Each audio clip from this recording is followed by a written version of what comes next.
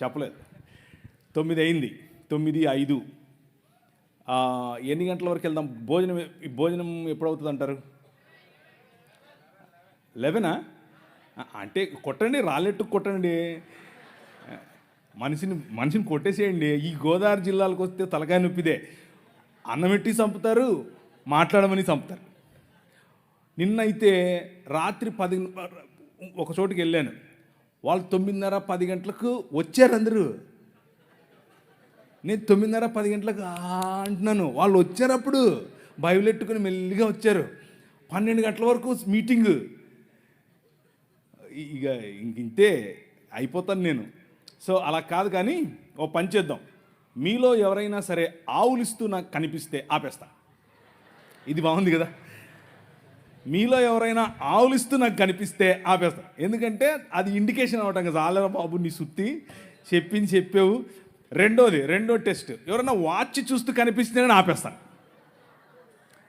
ఆవులించిన ఆపేస్తాను, ఆ వాచ్ చూసినా ఆపేస్తాను. రెండిట్లో ఏది జరిగినా ఆపేస్తాను.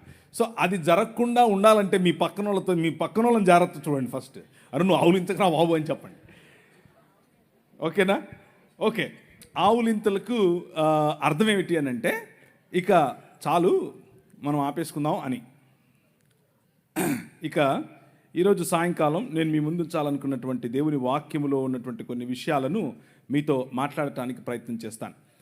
భారతదేశాన్ని నిర్మించడానికి అనేక రకాలుగా చాలా సంవత్సరాలుగా, చాలా వేల సంవత్సరాలుగా ప్రజలు వచ్చారు. చాలా వేల సంవత్సరాలుగా భారతదేశాన్ని కొల్లగొట్టుకుపోయేవారే వచ్చారు.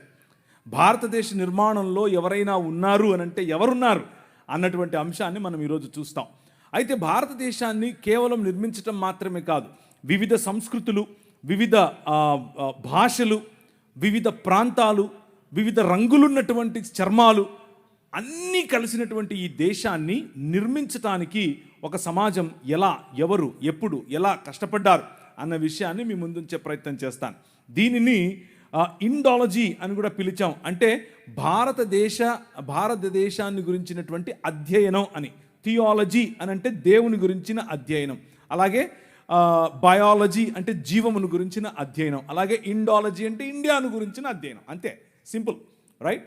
సో ఇండియాను గురించినటువంటి ఈ అధ్యయనంలో ముందు మనకొక పర్స్పెక్టివ్ కావాలి, మనకొక దృక్పథం కావాలి, మనకొక పారాడైమ్ కావాలి. పారాడైమ్ అని అంటే ఆలోచన విధానం. ఈ పారాడైమ్లో ఈరోజు మనకొక షిఫ్ట్ వచ్చే అవకాశం ఉంది. మీ ఆలోచన విధానంలో దేశం పట్ల, సమాజం పట్ల, అన్నిటినీ మించి బైబిల్ మనకిచ్చే అవగాహన పట్ల ఒక పారాడైమ్ షిఫ్ట్ వచ్చే అవకాశం ఉంది. కాబట్టి కొద్దిగా జాగ్రత్తగా వినేందుకు ప్రయత్నం చేయండి. ఇకపోతే ఈ సాయంకాల సమయంలో నేను పంచుకోవాలనుకున్నటువంటి మాటలు మీ ముందు ఉంచుకుంటున్నాను. స్క్రీన్ పైన మీరు చూస్తే యోహాను సువార్త 18వ అధ్యాయం 36వ వచనం కనిపిస్తుంది. యేసుక్రీస్తు పిలాతు ముందు నిలబడుకుని ఆయన మాట్లాడుతున్నాడు. గ్రేకో రోమన్ ఎంపైర్ అనంటే గ్రేకో రోమా సామ్రాజ్యం. ఆ సామ్రాజ్యం ప్రపంచమంతా విస్తరించినటువంటి సామ్రాజ్యం. రవి అస్తమించని బ్రిటిషు సామ్రాజ్యం అని మొన్న చెప్పుకున్నటువంటి వీళ్ళు రాక మునుపే అప్పుడెప్పుడో ప్రపంచంలో సూపర్ పవర్గా నిలిచింది గ్రేకో రోమన్ ఎంపైర్. ఆ గ్రేకో రోమన్ ఎంపైర్లో కైసర్ అగస్టస్ అనే ఆయన అందరినీ కలుపుకుంటూ వచ్చాడు. అందరికీ 10 రకాలైనటువంటి వాగ్దానాలు చేశాడు. అందులో ప్రధానమైన 3 వాగ్దానాలు. మీకు రోమన్ సిటిజన్షిప్ ఉంటే పీస్ ఇస్తున్నాను, మీకు రోమన్ సిటిజన్షిప్ ఉంటే రక్షణను ఇస్తున్నాను, మీకు రోమన్ సిటిజన్షిప్ ఉంటే జస్టిస్ అనగా న్యాయం ఇస్తున్నాను. ఈ 3 మాటలు చెప్పి అనేకులను ఆకర్షించాడు. అనేక రాజ్యాలు రోమాలో కలిశాయి. ఆ రోజులో ఉన్నటువంటి మాట all roads lead to Rome. అన్ని మార్గాలు లాస్ట్కి ఎక్కడికి వెళ్తాయి? రోముకే వెళతాయి. కైసర్ అగస్తస్ ఈ విజయాన్ని సాధించిన తరువాత ఈయన నిజానికి దౌత్యపరంగా ఎక్కువ విజయాలు సాధించాడు. కొట్లాటల కంటే కూడా, లేకపోతే యుద్ధాల కంటే కూడా దౌత్యపరమైన యుద్ధాలు ఎక్కువగా, అంటే ఒత్తిడి తీసుకుని వచ్చి ఇలాంటి ఆఫర్స్ ఇచ్చి అనేకులను తలతో కలుపుకున్నాడు. ఆయన కుమారుడు, ఆయనకు కొడుకులు లేకపోతే ఒక కొడుకును దత్తత తీసుకున్నాడు. ఆయన పేరు కైసర్ తిబేరియస్. ఆ కైసర్ తిబేరియస్ను దత్తత తీసుకున్నప్పుడు ఇవాంజలియోన్ వేయించాడు. ఇవాంజలిజం అని మనం మాట్లాడతామే ఆ పదం. అక్కడి నుంచే వచ్చింది. ఇవాంగెలియోన్ అంటే అర్థం ఏంటంటే డప్పు తీసుకుని మొత్తం ఊళ్ళన్నీ తిరిగి మనకు రాజు పుట్టాడు, మనకు రాజు పుట్టాడు అని చెప్పటమే ఇవాంగెలియోన్ అంటే. మనకొక రాజు కలిగాడు అని చెప్పటం. మన రాజుకు కొడుకులు లేరు అని బాధపడ్డాం కదా, ఇదిగో మన రాజుకు కొడుకు పుట్టాడు అని చెప్పటం. అప్పటి నుంచి కైసర్ తిబెరియస్ తన కుమారుడు తన తండ్రి అయినటువంటి కైసర్ అగస్తస్ చనిపోయిన తర్వాత తన విగ్రహాలు ఎక్కడ పడితే అక్కడ విగ్రహాలు పెట్టించి ఒక కొత్త కల్ట్ మొదలైంది. ఒక కొత్త కల్ట్, దాన్నే కైసర్ కల్ట్ అని పిలిచారు. The religion of Caesar, Kaiser మతం. ఈ కైసరు మతంలో Kaiser Augustus is god or deified Caesar, దేవుడిగా మారినటువంటి కైసరు కుమారుడైనటువంటి కైసర్ తిబెరియస్ దేవుని కుమారుడు. That was the gospel that they were preaching. ఆ రోజుల్లో వాళ్ళు ప్రచారం చేస్తున్నటువంటి ఈ సువార్త ఇది. మనకు దేవుడైనటువంటి మన రాజుకు కుమారుడు, దైవ కుమారుడు అని కైసర్ అగస్తస్ యొక్క కుమారుడైన కైసర్ తిబెరియస్ను చూపిస్తున్నారు. ఆ క్రమంలో కైసర్ తిబెరియస్ కాదు, ఐ యామ్ ద కింగ్ అని నిలబడ్డాడు నీ రాజు. ఐ యామ్ ద కింగ్ అని నిలబడినప్పుడు వచ్చిన రాజును పట్టుకొని వచ్చి బట్టలు ఉడదీసి కొట్టి ఆయన నెత్తి మీద ముళ్ళ కిరీటం పెట్టి ఇప్పుడు నిలబెడుతూ మాట్లాడుతూ ఉంటే పిలాతు మాట్లాడుతూ ఉన్నాడు. పిలాతు is the representative of this Graeco Roman empire. ఈ మహా సామ్రాజ్యానికి ప్రతినిధి పిలాతు నిలబడుకుని మాట్లాడుతున్నాడు. ఇప్పుడు ప్రభు అయిన యేసు క్రీస్తుతో అడిగాడు, ఏమయ్యా యూదుల రాజుకు క్రీస్తువు నీవేనా? ఎస్, నువ్వన్నట్లే ఐ యామ్ ద కింగ్ అని చెప్పాడు. అవునా, నీకో విషయం తెలుసా? అయితే నా దగ్గర నిన్ను విడిచిపెట్టడానికి అధికారం ఉంది తెలుసా అని అన్నాడు. ఈయనన్నాడు, స్మైల్ కొట్టాడు, నీకు అర్థం కావట్లేదు, నేను వచ్చిందే ఈ రోజు కోసం, నేను వచ్చిందే మరణాన్ని చంపటం కోసం. నువ్వేంది నన్ను విడిచిపెట్టేది? నేను ఇస్తే తప్ప అధికారం నీకు లేదు, పైనుంచి ఇస్తే తప్ప అధికారం నీకు లేదు. నేను పైనుంచి దిగి వచ్చిన వాడను. సమస్త రాజ్యాలను ఒక్క రాజ్యంగా చేయటానికి, సమస్త రాజ్యాలపైన ఏలుబడి చేస్తున్న మరణాన్ని చంపటానికి వచ్చాను. ద కింగ్ ఈజ్ హియర్ అని చెప్పాడు. The king is here. అయితే my kingdom is not of this world. ఈ లోక సంబంధమైన రాజ్యం కాదు. నువ్వు అనుకుంటున్నట్లు కత్తులు కటారులు తీసుకుని, నువ్వు అనుకుంటున్నట్లు మీ నాయన చేసినట్లు దౌత్యపరమైన ఒత్తిడి తీసుకొచ్చి, లేకపోతే ఇంకేదో 11వ అధ్యాయం దానియేలు గ్రంథంలో ఒక లిస్ట్ ఉంటుంది, ఎవరెవరు ఎలా పరిపాలిస్తారు. కొందరు దోపుడు సొమ్ము పంచటం ద్వారా పరిపాలిస్తారు, కొందరు కోయలిషన్ గవర్నమెంట్ ద్వారా పరిపాలిస్తారు, కొందరు ఇచ్చకపు మాటలతో పరిపాలిస్తారు, కొందరు ఇచ్చిపుచ్చుకోవటం ద్వారా పరిపాలిస్తారు, కొందరు కులం ద్వారా పరిపాలిస్తారు, కొందరు విభజించి పాలిస్తారు, కొందరు అనేకమైనటువంటి విగ్రహారాధన కారణం చేత పరిపాలిస్తారు. అలా పరిపాలించేవారు అనేకులు. భయపెట్టి పరిపాలించేవాడు ఒకడు, శూరత్వంతో పరిపాలించేవాడొకడు. ఇలాంటి పరిపాలనా పద్ధతులు లోకములో చాలా ఉన్నాయి. ఇది లోక మర్యాద. కానీ ఈ రాజ్యం, నీ రాజు స్థాపిస్తున్నటువంటి రాజ్యం, ఈ అన్ని పద్ధతులకు అతీతమైనటువంటి ఆలోచన. ఆ ఆలోచన ఒక్క మానవ సమాజం అనే ఆలోచన, ఆ ఆలోచన ఒక్క క్రీస్తు శరీరం అనే ఆలోచన. ఆ ఆలోచన తిరిగి వాదులాడేది కాదు, తిరిగి దెబ్బలాడేది కాదు, క్షమించేది. తండ్రి, వీరేం చేస్తున్నారో వీరికి తెలీదు, వీరిని క్షమించు అని తన గడ్డము పీకిన వాడిని, పిడిగుద్దులు గుద్దిన వాడికి, తరువాత ఆయనను దాన్ని ఏమంటారు, చాల్కొడితో కొట్టిన వాడిని, ఆయన మోసుకొని పోతున్నటువంటి సిలువ భారం ఇంకా పెంచాలని ఆలోచించే వారిని చూసి అన్నమాట. అది 23వ అధ్యాయం మత్తయి సువార్తలో అంటున్నాడు. పరిసయ్యులు మరియు అక్కడున్నటువంటి ఈ పాఖండులు, లేకపోతే హిపోక్రైట్స్, పైకొకటి లోపలొకటి ఉన్నటువంటి వారు అంటున్నాడు, o to you scribes and Pharisees, hypocrites, for you tithe mint, dill and cumin and have neglected weightier matters. మీకు అవసరమైనటువంటి వాటిని మాత్రమే పట్టుకుంటున్నారు. దీంట్లో కొత్తిమీరలో 10వ వంతు ఇవ్వండి, మీ పుదీనాలో 10వ వంతు ఇవ్వండి. మీ మతం పట్టి సస్తున్నారు మీరు. కానీ చేయాల్సిందేమిటి? జస్టిస్, న్యాయం, మర్సీ, కనికరం, ఫెయిత్ ఆర్ దీన మనస్సు కలిగినటువంటి, నేను కాదు రాజు, నువ్వే రాజు అన్నటువంటి ఆలోచన. That is the kingdom of God. అది దేవుని రాజ్యం. ఇది మన నేషనలిజం. ఇది ఈ ఆలోచనను బట్టి మనం ప్రపంచములను ఆశీర్వదిస్తాం. న్యాయం ప్రతి ఒక్కరికి, కనికరం ప్రతి ఒక్కరికి, ఆయన రాజ్యం ప్రతి ఊళ్ళో, ఆయన రాజ్యం ప్రతి దేశంలో, ఆయన రాజ్యం ప్రతి తెగలో. రోమీయులకు రాసిన పత్రిక, దేవుని రాజ్యము, for the kingdom of God is not eating and drinking, but the kingdom of God is righteousness, peace and joy in the Holy Ghost. That is the kingdom of God. దేవుని రాజ్యము అనంటే తినడం తాగడం కాదు. దేవుని రాజ్యము అనంటే ఏంటి? నీతి, సమాధానము మరియు పరిశుద్ధాత్మనందలి ఆనందము. This is the basis. ఇది మనకు పునాది. ఈ పునాది పైన ఆయన తన రాజ్యాన్ని కడుతున్నాడు. ఈ పునాది పైన ఆయన తన ప్రజలను కడుతున్నాడు. అలా కట్టే క్రమంలో ఆయన మనకు నేర్పింది, దాన్ని ఏమంటారు, మనకు నేర్పినటువంటి పాఠం, ఆయన మనుష్యులను తన స్వరూపమందు తన పోలిక చొప్పున చేసి దేవాలయము అనగా భూమ్యాకాశములు అనేటటువంటి తన నివాస స్థలమును చేసుకుని 6 దినములు దానిని అలంకరించి, పగటికొక వెలుగు రాత్రికొక వెలుగు, ప్రపంచములో అన్ని వనరులు అందరికీ అందులాగున దానిని శృంగారించి ఆ మందిరములో, ఆ భవనములో 7వ దినమున రాజై ఆకాశమును తన సింహాసనముగా, భూమిని తన పాదపీఠముగా చేసుకుని విరాజమానుడయ్యాడు. నీ రాజు. ఆ రాజు నిన్ను పిలిచి అన్నాడు, యు ఆర్ మై రిప్రజెంటేటివ్. నువ్వు నా ప్రతిబింబం, నువ్వు నా ప్రతినిధి, నువ్వు నా ప్రతిమ. గో, వెళ్ళు, రాజ్యం చెయ్యి అని అన్నాడు. ఏంటా రాజ్యం? ఫలించు, అభివృద్ధి చెందు, విస్తరించు, భూమిని నిండించు, దాని మీద ఏలుబడి చేయి అని అన్నాడు. ఎలా ఏలుబడి చేయాలి?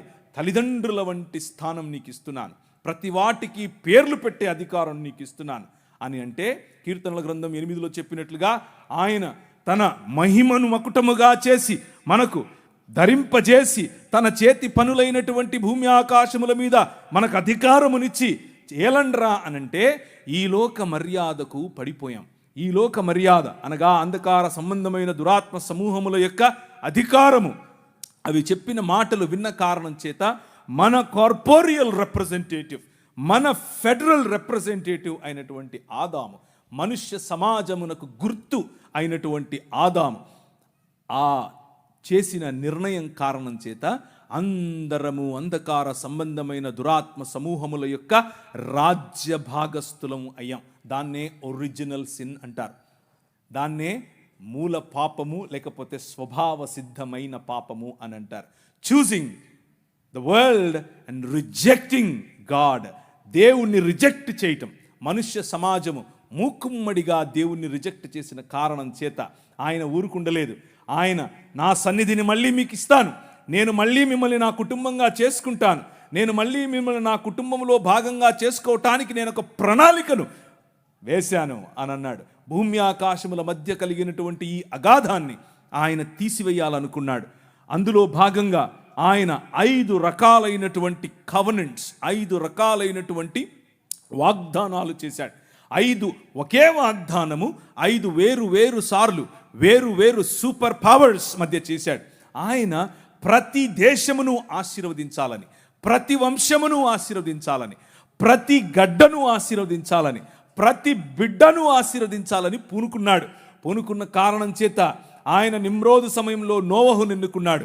మెసపటోమియా సమయంలో అనగా నిమ్రోదు సమయంలో ఆ రోజుల్లో సూపర్ పవర్ నిమ్రోదు సమయం. ఆ నిమ్రోదు సమయంలో ఉన్న సూపర్ పవర్ మధ్య నోవహును ఎన్నుకున్నాడు. ఆ తర్వాత వచ్చినటువంటి సూపర్ పవర్ మెసపటోమియా సివిలైజేషన్. ఆ మెసపటోమియా నాగరికతలో అబ్రహామును ఎన్నుకున్నాడు. నీ ద్వారా ప్రపంచాన్ని ఆశీర్వదిస్తానని చెప్పాడు. ఆ తర్వాత వచ్చినటువంటి సూపర్ పవర్ ఈజిప్టులోకి ముందే తన బిడ్డలను పంపించి వారి ద్వారా అనేకులను, ప్రపంచములను ఆశీర్వదించాడు. Hour God is interested in civilisations. మన దేవుడు ఈ ప్రజల నాగరికతల పైన ఆయనకు ఇష్టం. ప్రజల నాగరికతలలో ఒకరు విర్రవీగి ఐ యామ్ ద కింగ్ అనంటే పళ్ళు రాలగొట్టడానికి రెడీగా ఉంటాడు, కొమ్ములుంచటానికి రెడీగా ఉంటాడు, ప్రతి సివిలైజేషన్ను తన కన్నుసన్నలలో నడిపినటువంటి రాజు నీ రాజు. ప్రతి సివిలైజేషన్లో తన ఉనికిని చాటుకుంటూ వచ్చిన రాజు నీ రాజు. ఆయన నీతికి రాజు, ఆయన నీకు రాజు, నాకు రాజు, దేశములకు రాజు, సృష్టికి రాజు. He is the true king.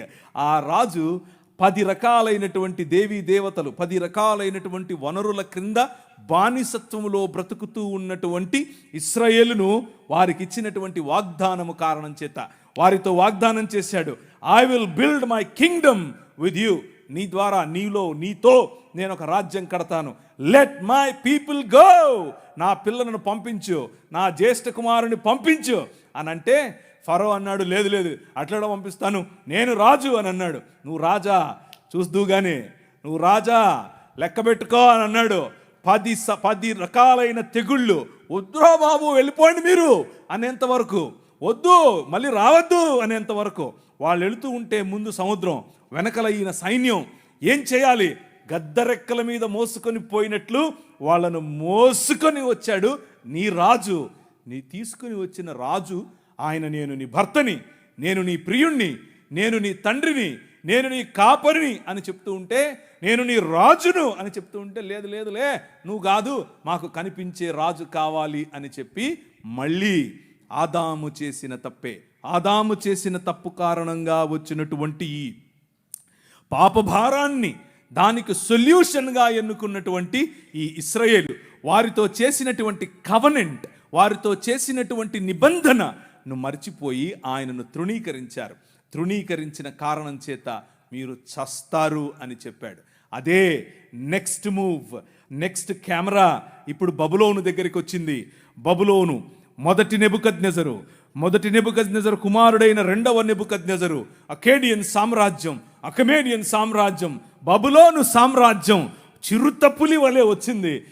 నోరు తెరిచి గాండ్రించేటటువంటి సింహము వలె వచ్చింది, చెర్ర పట్టుకొని పోయింది. కానీ ఆయన ప్రణాళికలో ఏమాత్రం మార్పు లేదు. నీ ద్వారా, నీ పిల్లల ద్వారా ప్రపంచాన్ని ఆశీర్వదిస్తాను. బబులోనుకు తీసుకొని వెళ్ళిందే నేను. మీరు తప్పు చేశారు, మిమ్మల్ని దండిస్తాను. కానీ మీ ద్వారా బబులోను ద్వారా ప్రపంచాన్ని ఆశీర్వదిస్తాను. మీ ద్వారా పట్టుకొని పోయినటువంటి ఒక బానిస నిలబడి మాట్లాడుతున్నాడు. రాజైన నెబుకద్నెజరు, నీకొక కల పడింది. ఆ కళ అర్థము తెలియదు, ఆ కళ ఏంటో తెలియదు నీకు. చెప్తా విను. మర్మములను, నాకేదో జ్ఞానం ఉందని కాదు, ఆకాశమందు విరాజమానుడైనటువంటి నా దేవుడు, మర్మములను తెలియజేయగల నా దేవుడు చెప్తున్నాడు, నీ రాజ్యం పోతుంది. ఏంది? సూపర్ పవర్ నేను ఇక్కడ. ఆ రోజుల్లో అమెరికా నేను ఇక్కడ.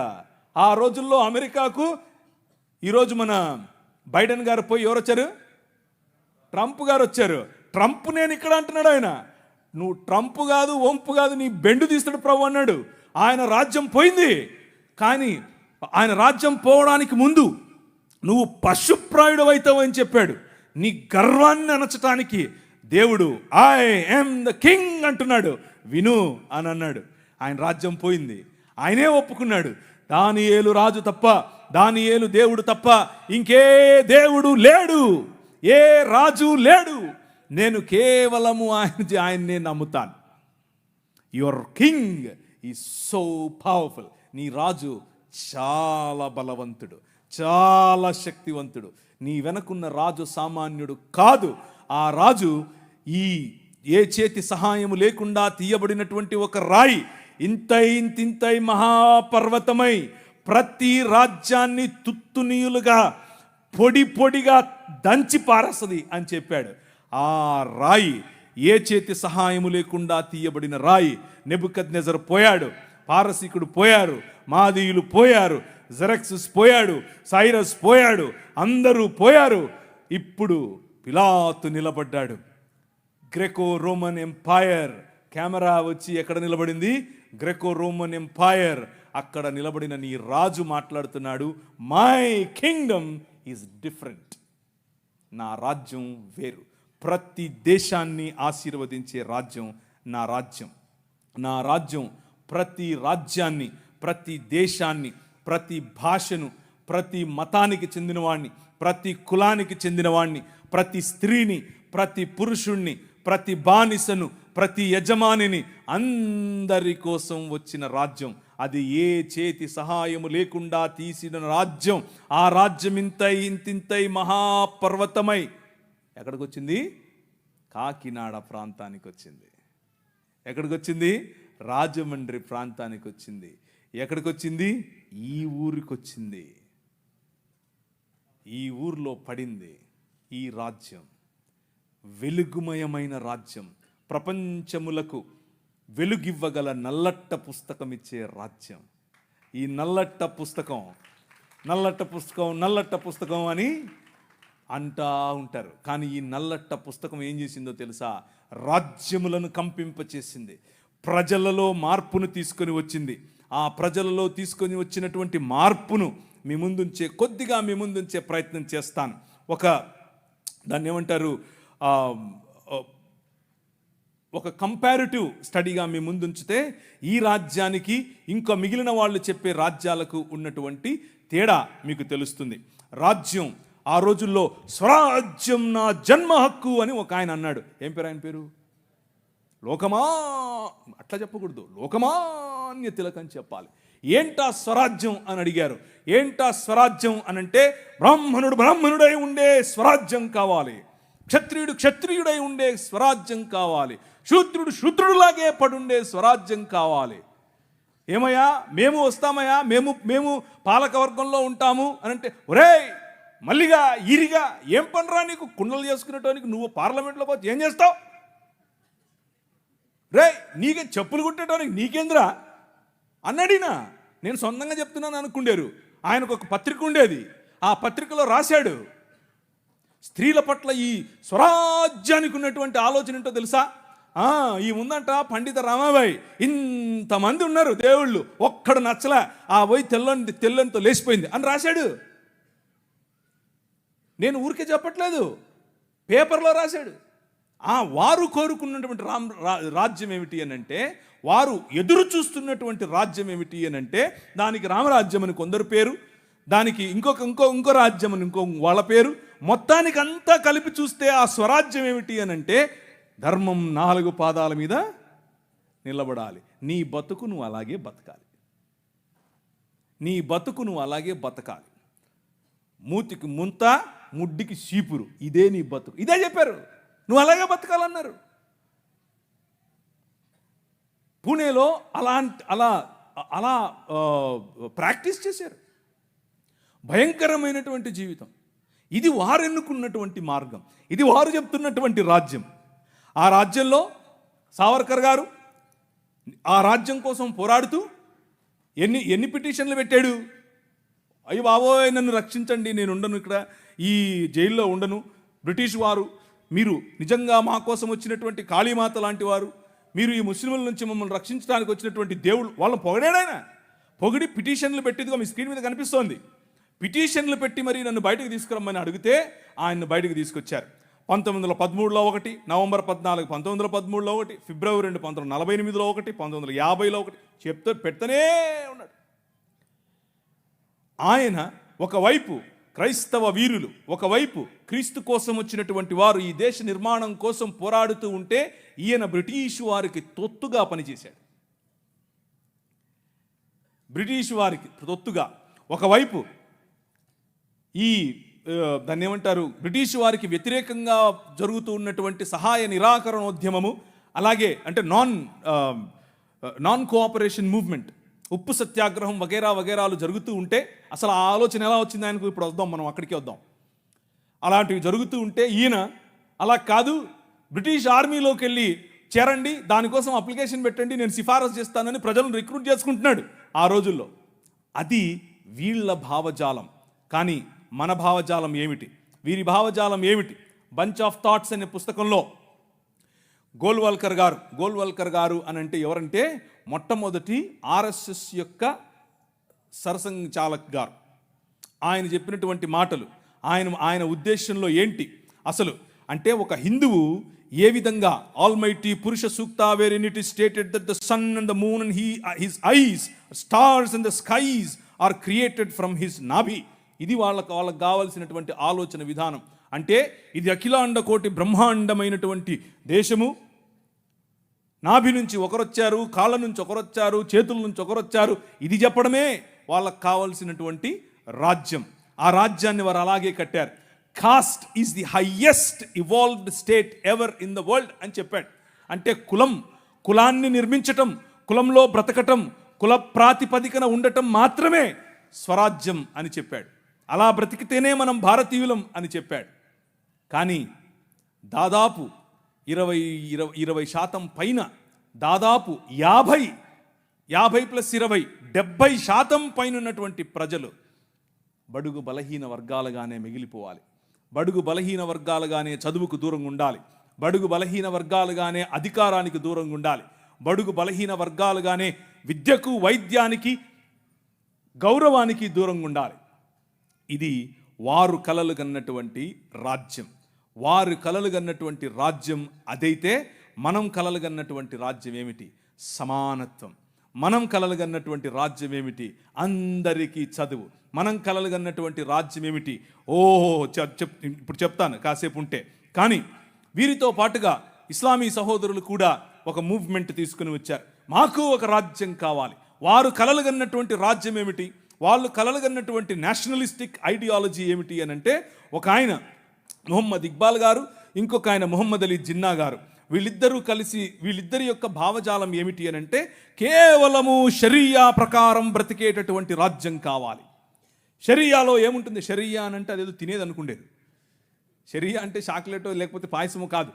షరియా అంటే అర్థం ఏంటంటే వారి ధర్మశాస్త్రం.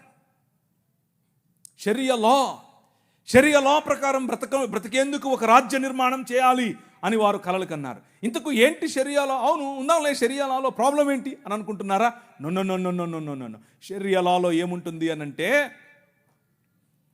నువ్వు వేరే మతాన్ని ప్రాక్టీస్ చేస్తే నువ్వు బ్రతికుండటానికి పన్ను కట్టాలి. దాన్నే జిజియా పన్ను అని అంటారు. నువ్వు బతికుండటానికి పన్ను కట్టాలి. మొదట అస్సలాము అలైకుం అని ఆయన అనడు, నువ్వే అనాలి. అనకపోతే జైలు. నువ్వు రోడ్డు మీద నడుచుకుంటూ వస్తూ ఉంటే అవతల నుంచి మౌలవీ సాబ్ వస్తుంటే నువ్వు కిందికి దిగాలి. ఎక్కడో విన్నట్టుందా? ఇది సనాతనంలో ఉండేదే. ఇది కూడా కొత్తదేం కాదు. వాళ్ళు ఇక్కడి నుంచి కాపీ కొట్టిందే. ప్రతి ఒక్కటి అక్కడి నుంచి తీసుకొచ్చి వీళ్ళు ఒక లా అని పెట్టి దానికి షరియా అని పేరు పెట్టారు. ఇప్పుడు ఒక 5-6 నిమిషాల తర్వాత చెప్తాను ఇంకా ఏమేమి ఉంటాయో అక్కడ. సో ఇస్లాం ప్రకారంగా వారు స్థాపించాలనుకుంటున్నట్టు రాజ్యాలు, మీరు అనేకులు మిడిల్ ఈస్ట్కి వెళ్ళి పనిచేసే వాళ్ళు బహుశా మీలో ఉన్నారు. బహుశా మీకు తెలిసిన వారు అనేకులు, ఈ ప్రాంతం నుంచి అనేకులు మిడిల్ ఈస్ట్కి వెళ్ళి పనిచేస్తున్నారు. వాళ్ళని అడిగి చూడండి ఇస్లామీ రాజ్యాలు ఎలా ఉంటాయో. వాళ్ళు కలలుగన్నటువంటి రాజ్యం అది. మా రాజ్యంలో ఇలా ఉంటుంది. మా రాజ్యంలో కొందరికే ప్రివిలేజెస్, పురుషులకే ప్రివిలేజెస్, గడ్డమున్నోళ్ళకే ప్రివిలేజెస్.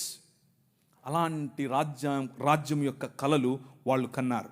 కానీ ఈ దేశ నిర్మాణం చేసినటువంటి క్రైస్తవ సమాజం, ఈ దేశ నిర్మాణం చేసినటువంటి క్రైస్తవ సమాజం కలలుగన్నటువంటి రాజ్యం స్క్రీన్ మీద మీకు కనిపిస్తూ ఉంది. 1807లో abolishment of the slavery act నీ రాజు తీసుకొచ్చాడు. జోగిని అనే వ్యవస్థను కూల్చడానికి నీ రాజు తీసుకొచ్చాడు. 1930లో ముత్తులక్ష్మిరెడ్డిని నిలబెట్టి మెడ్రాస్ లెజిస్లేటివ్ కౌన్సిల్లో ఈ దేవదాసి వ్యవస్థను నాశనం చేయటానికి, దాన్ని తీసి పారేయండి అని పిల్లు పెట్టింది. నీ రాజు పంపగా వచ్చిన వ్యక్తులు ఆంధ్ర జోగిని యాక్ట్ మనం తీసుకొచ్చాం. ఇంగ్లీష్ ఎడ్యుకేషన్ ఫర్ ఎవ్రీబడి, ప్రతి ఒక్కరికి 1835 మనం తీసుకొచ్చాం. 1795 రైట్ టు ప్రాపర్టీ, అంతకుముందు ఎవరు భూములు కొనటానికి లేదు. బడుగు బలహీన వర్గాలు భూములను స్వాధీనం చేసుకునేవాళ్ళు.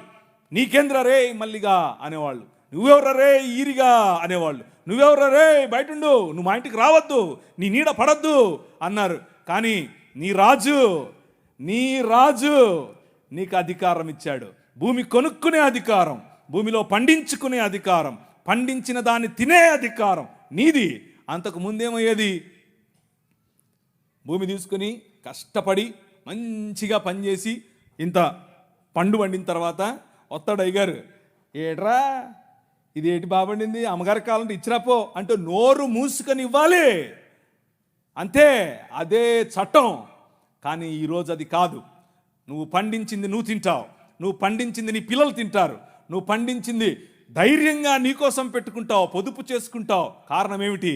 నీ రాజు, రాజులకు రాజు, ప్రభువులకు ప్రభువు, కైసర్ అగస్తస్ మరియు కైసర్ తిబేరియస్ల ప్రతినిధి అయిన పిలాతు ముందు నిలబడుకొని నా రాజ్యము నీ రాజ్యము లాంటిది కాదని చెప్పాడే ఆ రాజు. Right to property, right to education, abolishing killing children. చిన్న పిల్లలను కొనుక్కొని వెళ్ళే వాళ్ళు రాజమండ్రి. ఆయన ఒకసారి రాశారు, ఈ దాన్ని ఏమంటారు, కాటన్ గారు ఆయనకు రాసినటువంటి కాటన్ గారి గురించి రాసినటువంటి ఒక పుస్తకంలో ఇలా రాసిందట. ఏంటంటే వాళ్ళ ఇంట్లో పనిచేసేటట్టు ఒక ఆయమను వచ్చి ఒక ₹1/2 ఇవ్వమ్మా అని అడిగింది. ఆ రోజుల్లో ₹1/2 ఎందుకమ్మా అంటే, నేను వెళ్ళి రాజమండ్రిలో ఒక ఆడపిల్లను కొనుక్కొచ్చుకుంటాను అంటుంది. ఏంటి కొనుక్కొచ్చుకుంటావా? ఎందుకు? అది మన పరిస్థితి ఆ రోజుల్లో. పిల్లలు నమ్ముకునేటటువంటి బతుకులు, తినటానికి లేని బతుకులు, పిల్లలు నమ్ముకునేటటువంటి బతుకుల నుండి నీ రాజు, నువ్వు అమ్మటానికి వీలు లేదు, నువ్వు చంపటానికి వీలు లేదు. నిర్మాణం కట్టాలంటే పిల్లల్ని చంపరారు, ఏదైనా రోడ్డు వేయాలంటే పిల్లల్ని చంపుతారు, రక్తం పడాలంటారు. ఇలా పిల్లలను, మన పిల్లలను చంపుతూ ఉంటే ఆపింది నీ రాజు. Right to education 1913. నువ్వు పెళ్లి చేసుకుంటే నీ భార్య 7 రాత్రులు బ్రాహ్మణుడితో పడుకోవాలి. ఇది ఈ దేశ చట్టం. నువ్వు నల్లగా ఉన్నావట, నీకు దాన్ని ఏమంటారు, బట్టతలు ఉందంట, రింగులు ఎంటుకలు ఉన్నాయంట, కాబట్టి నువ్వు దాసుడివి, దస్యుడివి, నువ్వు రాక్షసుడివి, నువ్వు మ్లేచ్ఛుడివి. కాబట్టి నీ జీవితాన్ని మార్చాలంటే, కాబట్టి నీ వంశాలు మంచిగా మారాలంటే బ్రాహ్మణుడితో నీ భార్య పడుకోవాలి. కలిగే పిల్లలు ఎలా ఉంటారు? అప్పుడు ఆర్యీకరణ జరుగుతుంది. కృణ్వంతో విశ్వమార్యం అన్నారు. అంటే అర్థం ఏంటి? ఈ ప్రపంచం మొత్తాన్ని కూడా ఆర్యీకరణ చేయాలి అన్నది వారి రాజ్య కళ. The kingdom of Rama, but the kingdom of God, దేవుని రాజ్యం ఏమందో తెలుసా? ఎవరితో పడుకోవక్కర్లేదు. My blood is enough, I will cleanse you from all sin. ప్రతి పాపము నుండి యేసు రక్తము నిన్ను కడిగి పరిశుద్ధనిగా చేస్తుంది. ఎవరి దగ్గర పడుకోవక్కర్లేదు. మనం ఈ దేశానికి ఒక చట్టం ఇచ్చాం. ఏం చట్టం ఇచ్చాం? 1819లో. ఇదంతా నేను సుత్తి కొడుతున్నా అనుకున్నారా? చట్టం ఇది. ఒక్కసారి చరిత్ర తిరిగేయండి. ఇదంతా నీ రాజు చేశాడు ఈ దేశానికి. నీ రాజు తీసుకొచ్చాడు. నల్లట్ట పుస్తకం మోసుకొచ్చినోళ్ళు కష్టపడి పిల్లులు వేసి, రిట్ పిటిషన్లు వేసి, నిలబడి కొట్లాడి నీకు ఇచ్చిన హక్కిది. That is the kingdom of God. No discrimination, right to sit, abolishing child marriages. ఇలా చెప్పుకుంటూ పోతే ఎన్ని చట్టాలు చేసాం మనం.